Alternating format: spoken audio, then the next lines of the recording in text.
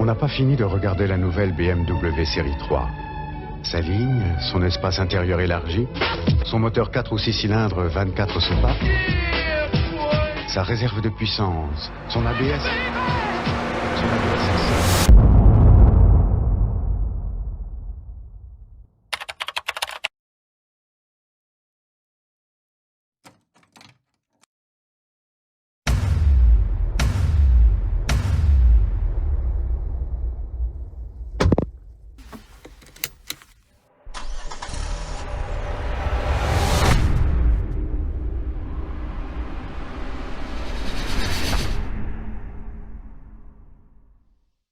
Donc voilà, on est sur une BMW 1.18D 150 chevaux boîte auto de 2023. Donc au niveau du moteur, on est sur pas le plus petit mais un des plus petits modèles, puisque le plus petit modèle c'est le 16D.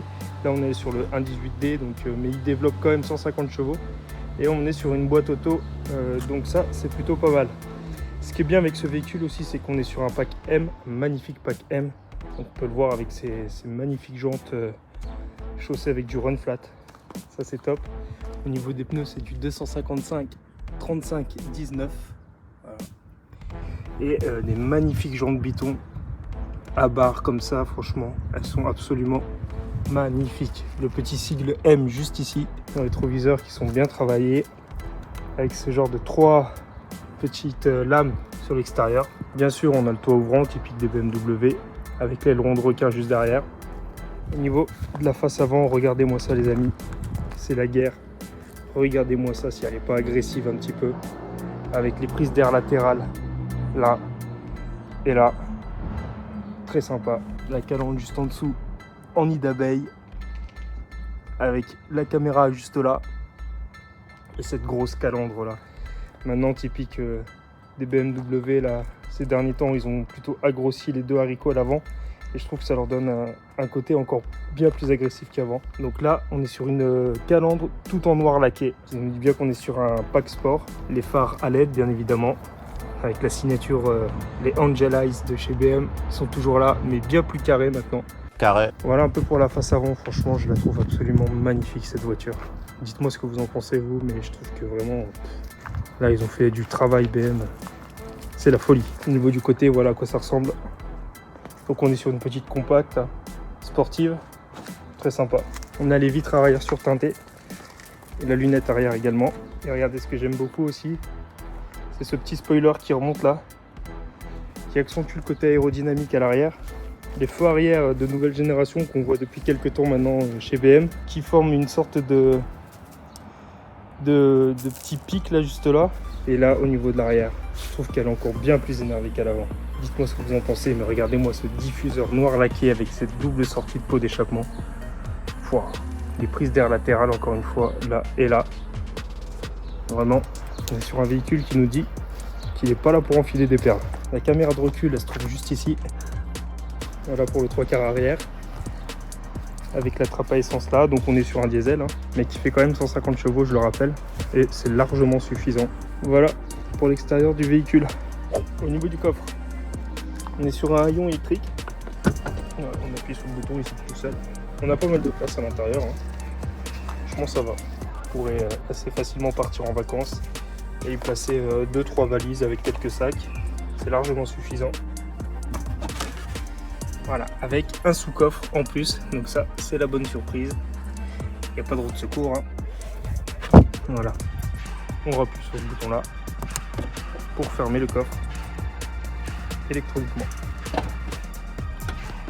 Je vais vous montrer un peu la signature lumineuse. Voilà. Bon, c'est du LED donc ça va clignoter à l'écran. Mais voilà.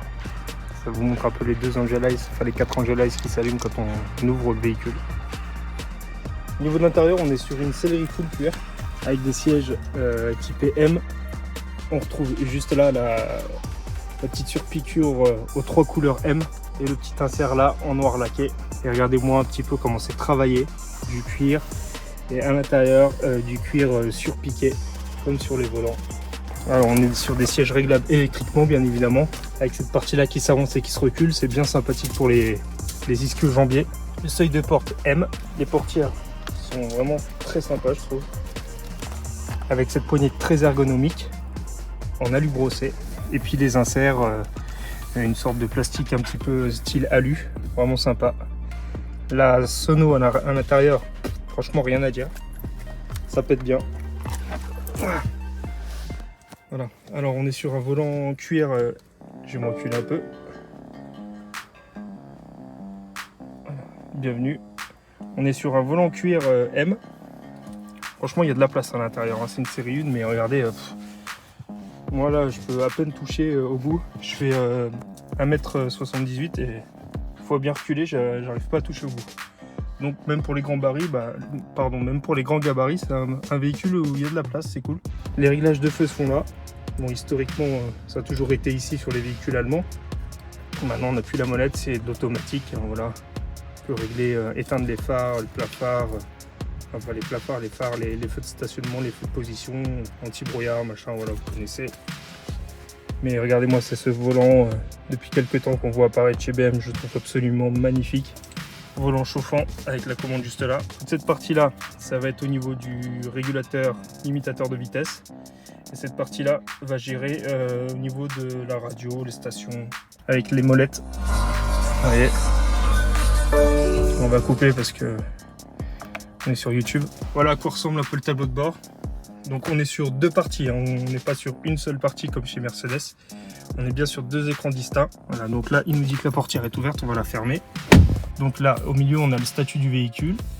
Sur la partie à droite, ça va nous informer sur tout ce qui est consommation instantanée, conso moyenne. Là, on a la température du moteur. Et sur la partie gauche, au niveau de la vitesse, voilà, ça va nous informer de la vitesse du véhicule. Et là, la jauge à essence. Donc, tout est devenu numérique. Ça, c'est un rendu vraiment magnifique. Et l'ordinateur de bord, l'écran de bord, franchement il est assez réactif. Depuis quelques temps on avait des écrans comme ça sur les véhicules, ça manquait un peu de réactivité, on voyait bien qu'on n'était pas comme sur la technologie Apple, mais là honnêtement je dois dire qu'il n'y a absolument rien à dire, c'est très réactif, ça marche bien. Voilà pour la console centrale. Alors là on est sur des matériaux en alu, très qualitatifs. Je sais pas si on va se rendre compte, mais voilà, la mise au point. Franchement, on est sur des matériaux hyper quali et on voit bien qu'on est sur un véhicule vraiment haut de gamme. Voilà, au niveau de l'autoradio ici, le volume, ça, la molette, ça reste un bouton physique, donc ça c'est génial pour régler le volume. La boîte auto, comme je vous l'avais dit, bon classique, hein. Sachant que pour enlever le parking, il va falloir appuyer sur ce bouton-là. Ah, je me suis fait avoir la première fois. Il faut appuyer dessus vraiment et tirer pour déverrouiller, enlever le frein à main. Et on a juste à appuyer sur ce bouton-là, parking, pour mettre le frein à main. Et à l'activer ici. Voilà, donc ça c'est la molette classique de chez BM. Hein. Voilà, on va régler les options du véhicule, la navigation, les médias. Voilà. Et on démarre avec ce bouton juste là. Voilà, en appuyant sur le frein et en actionnant ce bouton, on peut modifier, enlever si on veut les radars de recul avec les avertisseurs sonores. Là, on a le bouton pour désactiver l'USP quand on veut partir en mode drift. Et puis voilà quoi. Ouais. Franchement, c'est vraiment très très bien fini. Là-haut, c'est du noir laqué, franchement du piano black. Encore une fois, le bouton SOS juste là. Là, on règle les boutons pour la lumière. Et ici, on a le bouton pour le toit ouvrant. On le règle comme ça pour l'ouvrir, ouvrir la protection pour l'avancer. Et on appuie sur ce bouton-là, comme ça, pour l'ouvrir ou pour le refermer. Voilà. On va le refermer. Donc voilà, au niveau de l'intérieur, véhicule magnifique, honnêtement. Et à l'arrière... même si on est sur une compacte, on manque pas de place. Donc ça c'est plutôt pas mal. Voilà, j'ai le siège auto de ma fille. À l'arrière, franchement, ça va. On a les isofix, ça c'est bien. Dites-moi si vous voulez que je vous fasse une vidéo d'essai de cette voiture. Voilà les amis, cette vidéo est maintenant terminée. N'hésitez pas à me dire ce que vous en avez pensé. Dites-moi ce que vous avez pensé de ce véhicule. Et n'hésitez pas à vous abonner à la chaîne aussi, c'est très important. Allez, à très vite.